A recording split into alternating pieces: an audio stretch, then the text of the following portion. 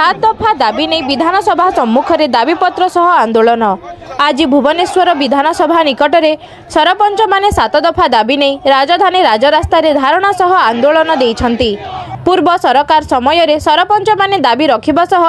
दरमा स्थायी करिबा पई आसीथिले। पूर्व सरकार प्रतिश्रुति देइथिले हेले ताहा किछि कार्यकारी हेला नाही। तेबे एही परिप्रेक्षी रे आज सबु जिल्लार सरपंच आसी पहुंचीथिले, निजर दाबी मध्ये उपस्थापन करिथिले। तेबे सुनंतु सरपंच माने कोन कहउछंती। सादा संपादक राज्य सरपंच महासंघ आपण माने जानते राज्य सरपंच महासंघ तरफ विगत दिन में लोक मानकर समस्या नहीं आम राजरास्ता को लेकिन आज आमर केते गोटे प्रमुख समस्या ने छात्र दाबी माननीय मुख्यमंत्री श्रीयुत मोहन चरण माझी को आम आम दाबी उपस्थापन करने राज्य समस्त सरपंच एकत्रित होइथिलु। जाऊ आमर यही दाबी भीतर प्रमुख दाबी रही अनास्था प्रस्ताव प्रसंग में देखु आपण मान जानिथिबे जे कौन कारण नथाई राजनैतिक आक्रोश मनोभाव रखी वार्ड मेंबर मान द्वारा सरपंच मानक निलंबित कर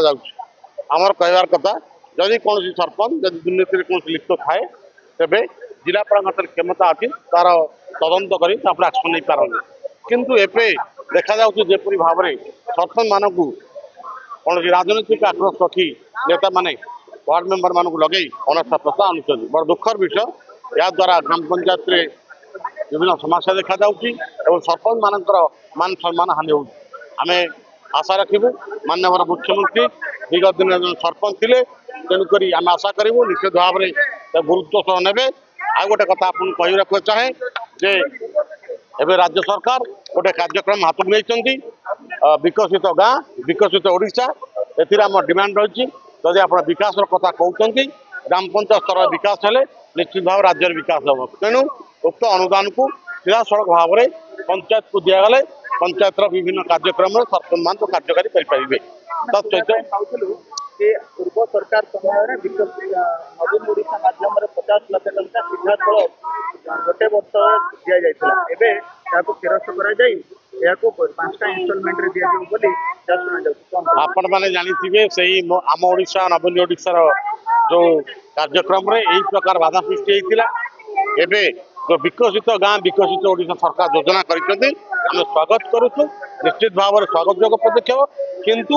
जितेबाला ग्राम पंचायत कथा उठे विकास कथा उठे प्रकृत में सरपंच माने विकास भंग होई थांती एवं ग्राम पंचायत विकास करने आगे जाती तेणुक आम कहवा कथा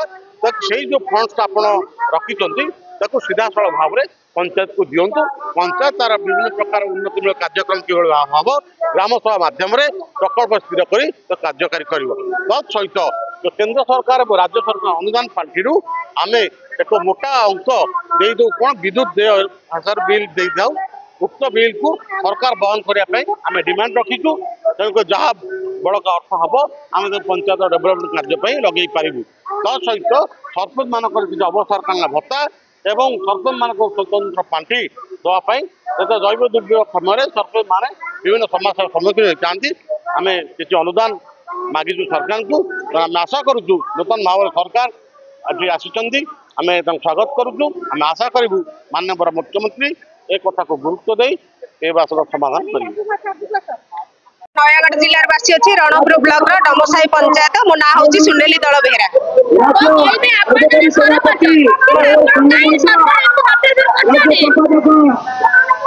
विगत दिन में 2024 आम भी समस्त सरपंच भाई भाई मैंने लोअर पीएमजी ठारे एकत्रित होई आमर दरमा वृद्धि आम दाबी रखी आमर वीडियो काउंटर साइन उठाई आम दाबी रखी आम 15 कोटी दाबी आम पाखे रखी जेहेतु आम लोअर पीएमजी रे आम आसी सब सरपंच भाई भाई मैंने 7-8 दिन धारणा दबा पर आमर पूर्वतन मुख्यमंत्री श्रीजुक्त नवीन पट्टनायक जी की आमर कथा गुहारी शुणी आमर दरमा वृद्धि करते अशेष अशेष धन्यवाद दूसरी मो रणपुर ब्लॉक तरफ जाजपुर जिलूर बिंजारपुर पंचायत समिति बिंजारपुर ब्लॉक रू आम सब सरपंच भाई मैंने आसम 29 पंचायत आम सरपंच भाई भाई मैंने आम राज्य सरकार आम जो दाबी रखा चाहूँ विगत दिन में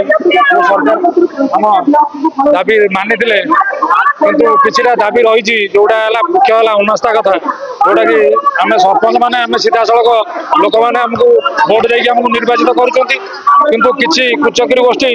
से वार्ड मेम्बर मानक धरिकी सरपंच विरुद्ध में 2 वर्ष 2.5 वर्ष पर से अनास्था आणुचे एटा हवा ठीक नुहे। तापर गोटे सरपंच प्रतिदिन सकाल से उठिले से लोक सेवा ही जीवन जाऊँ कि जो विधायक मैंने एमपी मैंने भत्ता पाँच से अवसरकालीन पेनसन पाँच कि सरपंच मानकर से सब सुविधा किसी ना आम से सब दाबी सरकार उपस्थापन करुँ आम दाबी से मानि नियंतु आम दाबी से ग्रहण कर। आज आम जो एकत्रित हो एपीएमजी आमर मुख्य दाबी है अवसरकालीन मिनिमम 5000 भत्ता करंतु एवं सरपंच मान विरुद्ध जो आसी अनास्था प्रस्ताव काट करा जाऊ एवं जो 1600 अर्थ कमिशन अनुदान 50 भाग पंचायत को दि जाऊ जहाँकि आमको जो अर्थ दौरान से पानीय जल एवं इलेक्ट्रिक बिल रे पड़े जाऊे तेणु लोकंकर काम करने सुविधा होना